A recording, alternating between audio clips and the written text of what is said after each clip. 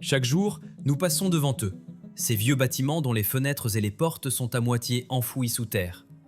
On nous explique que c'est la couche culturelle, la poussière des âges qui s'est lentement mais sûrement accumulée au fil des siècles. La version officielle semble simple et logique. Mais si ce n'était pas l'inoffensive poussière du temps? Et si c'était la preuve silencieuse d'un événement mondial qui a littéralement enseveli un monde entier, l'effaçant de notre mémoire collective? Cette question est le point de départ de notre enquête. Et il ne s'agira pas seulement des géants des mythes anciens. Ce sera une tentative de comprendre pourquoi nos villes ressemblent à ce qu'elles sont, et quels secrets leurs étages enfouis recèlent vraiment. Laissons un instant les étages enfouis et entrons dans nos musées. Là, derrière des vitrines, se trouvent d'autres anomalies, des objets silencieux de ce même monde ensevelis sous nos pieds. Ce sont des artefacts qui n'ont manifestement pas été faits pour nous. Dans les armureries, on peut voir d'énormes armes à feu qui sont tout simplement déconcertantes. Les spécialistes suggèrent qu'il s'agissait d'outils spécialisés, peut-être pour la chasse aux canards. Mais un examen plus attentif des détails fait voler en éclats cette explication. Considérez l'immense gâchette et le mécanisme de mise à feu. Une personne de notre taille devrait tirer dessus avec toute sa main, ce qui rendrait toute visée précise impossible. La crosse d'une telle arme est si grande qu'il est impensable de l'épauler. Ce n'est pas un outil de chasse, c'est une arme personnelle, parfaitement adaptée à l'anatomie de quelqu'un de plusieurs fois plus grand qu'un être humain moyen. À côté des armes à feu, on trouve souvent des épées géantes. Les historiens les qualifient de à deux mains ou cérémonielles. Mais quel guerrier entrerait de façon réaliste sur un champ de bataille avec une machine aussi encombrante? Pendant qu'il peinerait à soulever la lame massive, un adversaire avec une épée standard pourrait porter plusieurs coups précis. Une telle arme est inefficace, voire dangereuse, pour un guerrier de notre stature.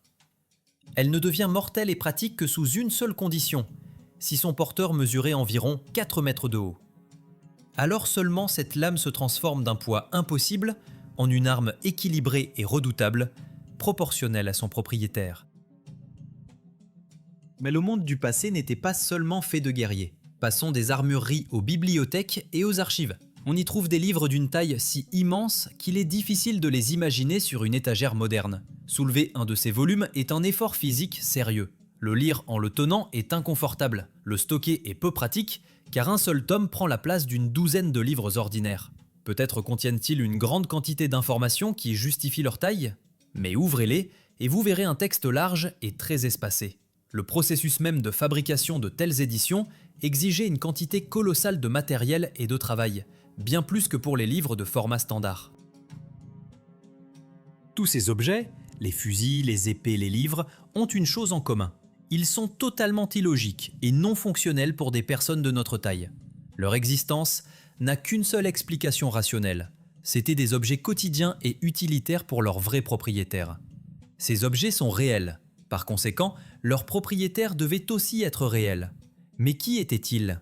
Juste quelques individus inhabituellement grands, des anomalies naturelles? Des photographies, prises il y a seulement un siècle et demi, révèlent une réalité bien plus profonde. La science moderne nous offre une explication commode, le gigantisme.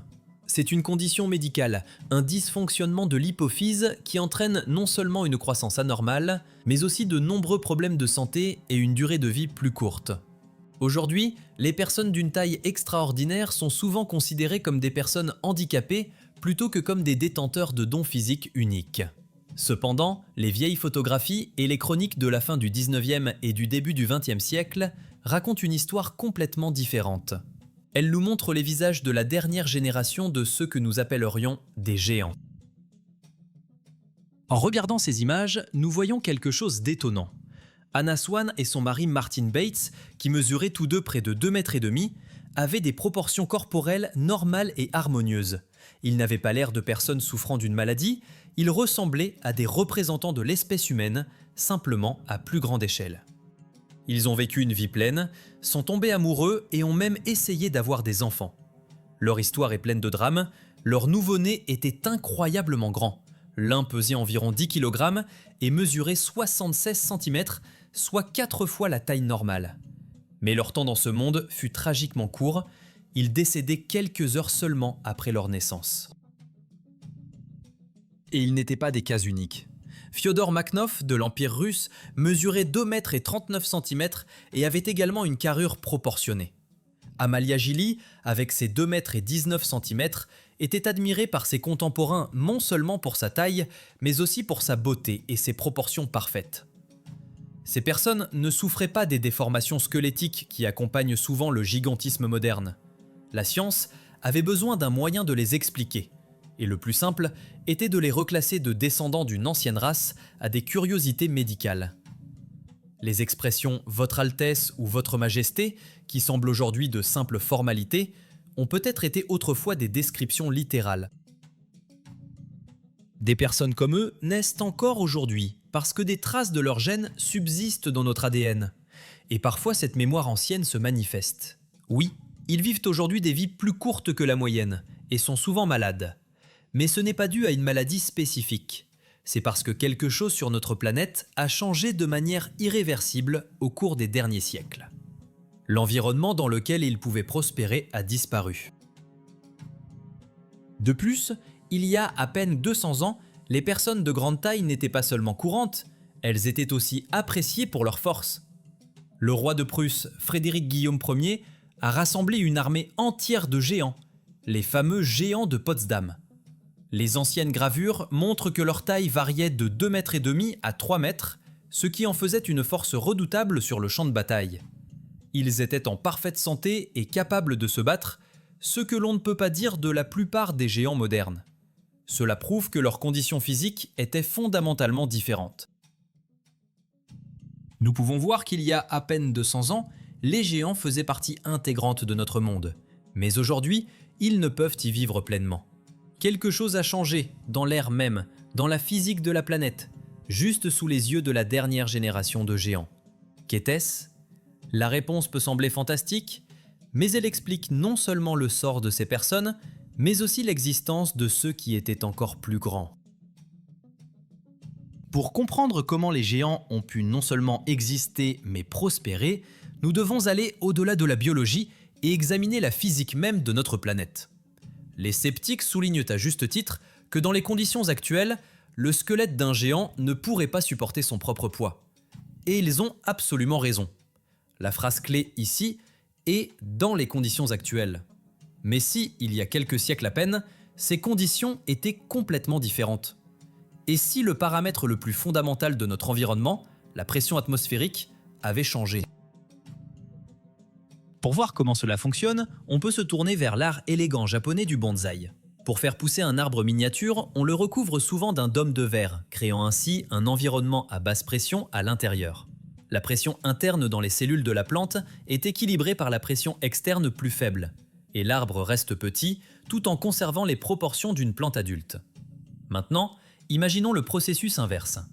Et si nous placions un organisme vivant dans un environnement avec une pression plusieurs fois supérieure à celle d'aujourd'hui ? Pour éviter que ces systèmes internes ne soient écrasés, il aurait dû évoluer, devenant plus grand et plus fort pour contrebalancer l'environnement externe. Dans un tel monde, la taille énorme n'est pas une anomalie, c'est une nécessité, une conséquence logique des lois de la physique. Par conséquent, il est possible qu'il y a quelques siècles à peine, la pression atmosphérique sur Terre était significativement plus élevée. Cela aurait créé des conditions idéales non seulement pour les humains géants, mais pour toute la flore et la faune. Les arbres étaient plus hauts, les animaux plus grands. Et cette idée fantastique à première vue est étayée par des preuves encore plus choquantes que la science officielle préfère ignorer ou déclarer comme des faux. Ces preuves indiquent la coexistence des humains et des créatures que nous appelons les dinosaures. On nous apprend que les dinosaures ont disparu il y a 65 millions d'années.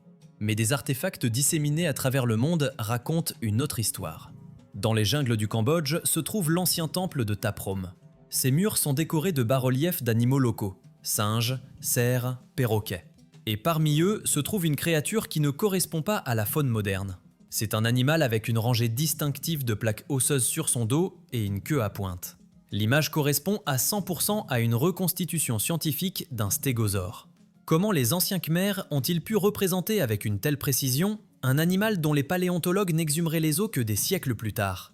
La réponse est simple, ils ont sculpté ce qu'ils voyaient de leurs propres yeux. En Amérique du Sud, au Pérou, des milliers de pierres dites d'Ica ont été trouvées. Ce sont des galets de rivière recouverts de gravures complexes. Elles représentent des scènes de la vie d'une ancienne civilisation. Des gens effectuant des opérations chirurgicales complexes, étudiant les étoiles avec des instruments ressemblant à des télescopes. Mais les images les plus étonnantes sont celles d'humains interagissant avec des dinosaures. Ils les montent comme des chevaux, les chassent et les étudient. Pour les gens qui ont créé ces pierres, les dinosaures n'étaient pas des monstres préhistoriques, mais une partie de leur vie quotidienne, un peu comme le bétail ou le gibier. Mais la preuve physique la plus convaincante se trouve en Amérique du Nord, dans l'État du Texas. Dans le lit de la rivière Paluxy, il y a des empreintes de dinosaures fossilisés. Et juste à côté d'elles, parfois même à l'intérieur, dans la même couche géologique, on trouve de claires empreintes de pas humains. C'est une preuve physique directe que les humains et les dinosaures ont foulé la Terre en même temps. L'image de notre monde change complètement. Une planète avec une atmosphère plus dense et une pression plus élevée, habitée par des humains géants et des bêtes préhistoriques qui étaient une chose courante. Et ce monde existait il y a très peu de temps. Où est-il passé? Et pourquoi a-t-il disparu si soudainement? La réponse se trouve juste sous nos pieds et est visible depuis l'espace. Maintenant, avec cette nouvelle compréhension du monde ancien, revenons là où nous avons commencé, aux étages inférieurs enfouis des vieux bâtiments. La théorie d'une couche culturelle s'accumulant lentement ne semble plus convaincante. Le matériau qui cache les fondations et des étages entiers dans le monde entier n'est pas la poussière des âges. Sa composition est du limon et de l'argile, mélangés. De tels dépôts ne se forment que d'une seule manière. Ils sont transportés par une énorme quantité d'eau. Ce n'est rien de moins que la preuve d'un déluge mondial qui a recouvert les villes et les continents d'un seul coup. Ce n'était pas un processus graduel, mais la conséquence d'une catastrophe soudaine et dévastatrice.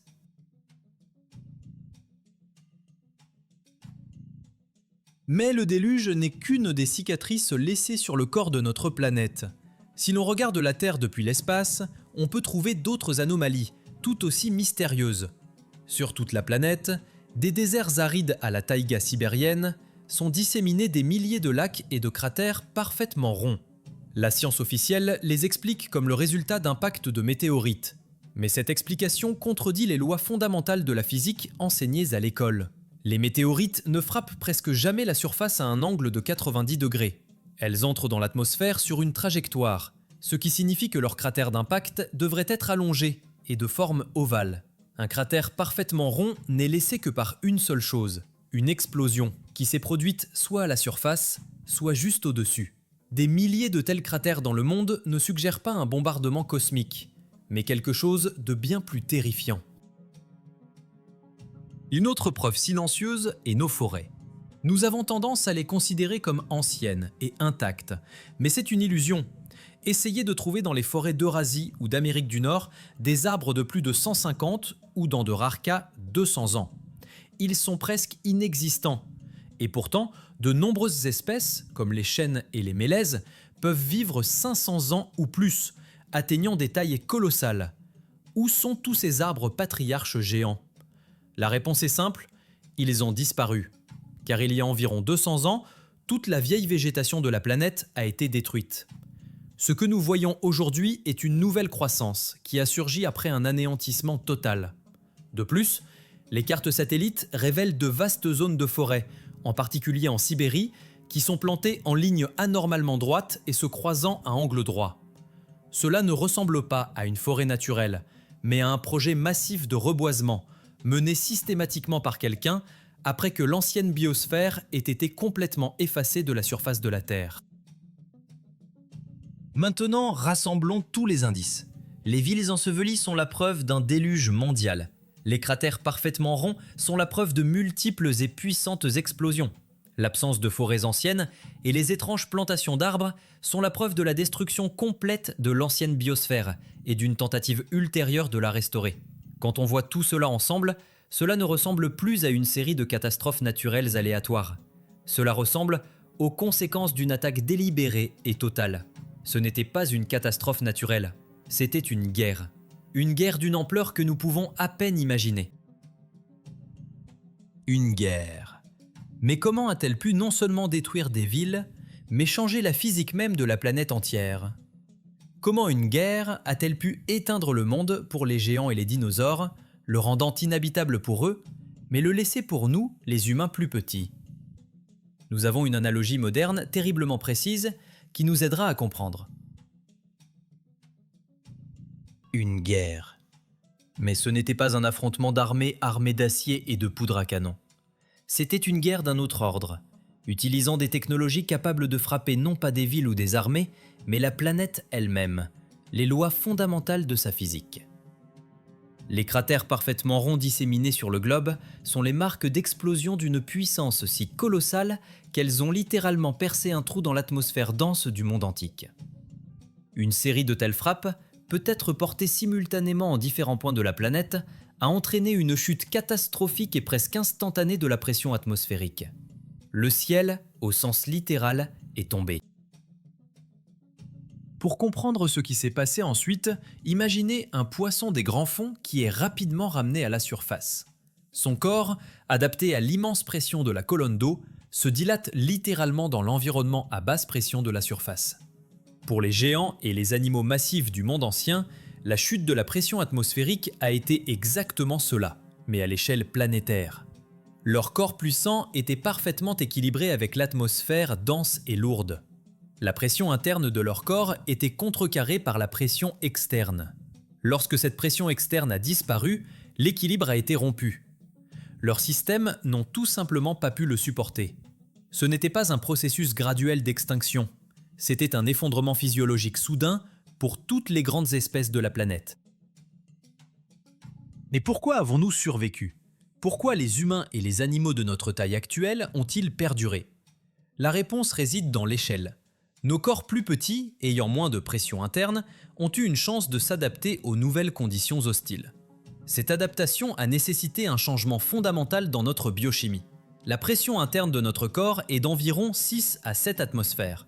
Pour compenser cette pression dans une atmosphère raréfiée, et pour ne pas être littéralement déchirés de l'intérieur, nos corps avaient besoin d'un régulateur externe. Ce régulateur est devenu le sel de table ordinaire. Le besoin de sel, qui nous semble naturel aujourd'hui, a peut-être été le mécanisme évolutif même qui a permis à nos ancêtres de survivre dans un monde au ciel tombé. Ce changement brutal a rendu le monde incroyablement lourd à vivre. Regardez la mode du 19e et du début du 20e siècle. Partout, sur les photographies et dans les chroniques, nous voyons des gens avec des cannes. Et pas seulement des aristocrates âgés. Des jeunes, des hommes et des femmes de toutes les classes sont vus avec des cannes. Au 20e siècle, c'est vraiment devenu un accessoire de mode. Mais au 19e siècle, c'était une dure nécessité. Après la catastrophe, il était tout simplement difficile pour les gens de se déplacer. La gravité n'avait pas changé, mais la sensation de son propre corps avait changé. La canne n'était pas un choix de style, c'était un support pour aider les survivants à naviguer dans les nouvelles conditions physiquement difficiles. Les géants et les dinosaures n'ont tout simplement pas pu s'adapter et ils ont donc disparu. Tout cela peut sembler une théorie audacieuse, mais nous avons la preuve irréfutable que ce mécanisme fonctionne. Et cette preuve vient de notre propre histoire récente. Dans les années 1950 et 1960, l'URSS et les États-Unis ont procédé à plus de 1000 essais nucléaires atmosphériques. Dans les années qui ont suivi, les années 60 et 70, les scientifiques du monde entier ont enregistré une baisse significative de la pression atmosphérique mondiale et un changement climatique notable vers le refroidissement. La génération plus âgée confirmera que les hivers de ces années-là étaient inhabituellement rigoureux. En 1961, lors de l'essai du dispositif thermonucléaire le plus puissant, la réaction nucléaire a été si intense qu'elle a commencé à impliquer l'hydrogène de l'atmosphère elle-même. Ce processus a duré environ une demi-heure et a créé un énorme trou dans la couche d'ozone. Ce fut un moment clé qui a expliqué beaucoup de choses. Les scientifiques ont vu de leurs propres yeux comment leur création affectait la planète. Par la suite, un lien direct entre les essais nucléaires et la baisse de la pression atmosphérique a été confirmé. Cette découverte a tellement alarmé les puissances mondiales qu'en 1963, le traité interdisant les essais d'armes nucléaires dans l'atmosphère, l'espace extra-atmosphérique et sous l'eau a été signé. Il s'avère qu'au milieu du XXe siècle, l'humanité a répété sans le savoir, en miniature, l'événement même qui a détruit la civilisation précédente. Terrifiés par les conséquences, ils ont interdit les essais. Mais la question ultime demeure. Qui combattait qui il y a 200 ans? Et qui a gagné cette guerre? La réponse à la question de savoir qui a combattu qui et qui a gagné cette guerre peut être trouvée en regardant simplement autour de nous. Les vainqueurs furent ceux qui sont restés. Les vainqueurs furent ceux dont nous considérons aujourd'hui le monde comme le seul possible. Nous vivons dans un monde qui a été littéralement construit sur les ruines du précédent et nous respirons un air qui a été spécialement modifié pour être inhabitable pour nos prédécesseurs. Les vainqueurs de cette guerre ont obtenu plus qu'une simple supériorité militaire. Leur but était quelque chose de bien plus grandiose. Un changement complet et final des règles du jeu. Un reformatage de la planète elle-même. Ils n'ont pas seulement détruit leur ennemi, ils ont détruit l'habitat de leur ennemi en modifiant un paramètre physique fondamental, la pression atmosphérique. Ce fut le coup parfait qui a rendu impossible l'existence même de toutes les grandes formes de vie, des arbres géants et des dinosaures à la race des géants. Pour eux, le nouveau monde est devenu un piège mortel, tandis que pour les ancêtres de l'humanité moderne, il est devenu la seule chance de survie. Après que le monde physique ait été changé, la deuxième phase, tout aussi importante, a commencé. Changer l'histoire. La mémoire même du passé devait être effacée. Les vainqueurs devaient créer une nouvelle réalité, une nouvelle chronologie dans laquelle il n'y avait pas de place pour le monde qui avait existé auparavant. Et cette tâche a été accomplie avec une efficacité étonnante. Toutes les traces et tous les artefacts ont été soigneusement collectés et réinterprétés. Les squelettes fossilisés de créatures énormes, on les a appelés dinosaures et on les a placés dans un passé lointain, nous séparant d'eux par un abîme infranchissable de 65 millions d'années. Cette brillante manipulation du temps a instantanément rompu tout lien possible entre ces créatures et l'histoire récente de l'humanité. Les outils et armes géants dans les musées, on leur a donné des étiquettes pratiques et indiscutables, cérémonielles, de parade, à deux mains. Ces termes ont transformé les objets utilitaires d'une autre race en curiosité et en exception qui ne perturbaient pas l'image officielle du monde. Les villes ensevelies sur tout le globe, elles ont été expliquées par l'accumulation lente et naturelle d'une couche culturelle. Cette version a dissimulé la véritable cause, un déluge soudain et catastrophique qui n'était qu'une des conséquences de cette guerre mondiale. Les anciennes légendes et les mythes de géants, de titans et de dragons que l'on trouve dans toutes les cultures de la planète, ils ont été relégués au rang de contes de fées, de fiction et de fantasmes d'enfants.